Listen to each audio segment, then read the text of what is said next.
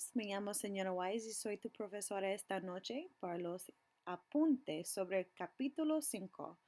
Welcome to our Chapter 5 Guided Notes podcast. This is your first one, and so it'll be nice and short. We will just do a little bit of review.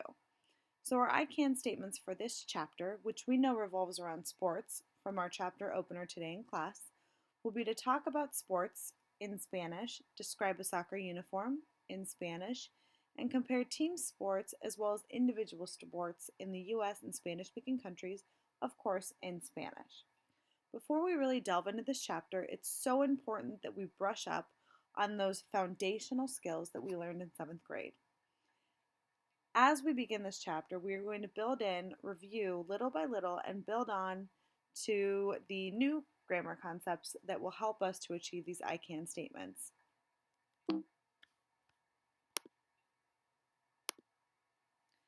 The first thing that we are going to review is a little piece of grammar.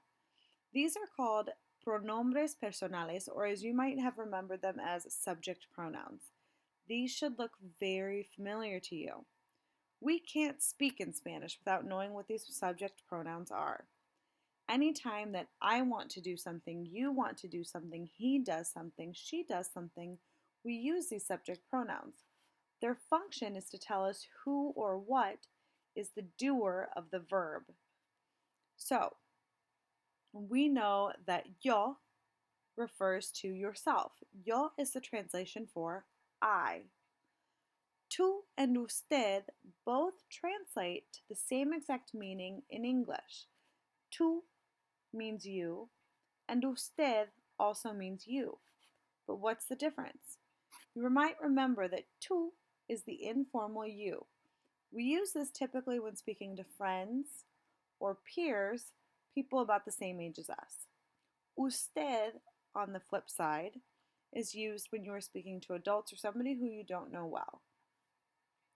El, we know, means he, but what you might not remember or you might not have learned is that el can also mean it when it is masculine. Ella means she, and much like el, ella can also mean it when it is feminine.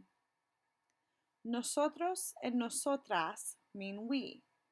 We only use the nosotras form when we is referring to a group of females. But the moment that one male is introduced to the group, you must use the masculine nosotros form. We know that ellos means they when they is masculine or a mixed group, and ellas is they when the group is exclusively girls. Vosotros you may or may not have learned last year, and it means you all.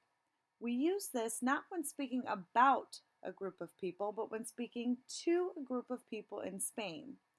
An example might be if I said, "Hey, what are you all doing tonight?"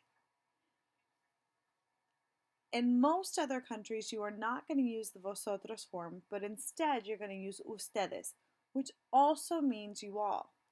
Vosotros and ustedes mean the same exact thing. One, vosotros, is used in Spain when you want to say you all.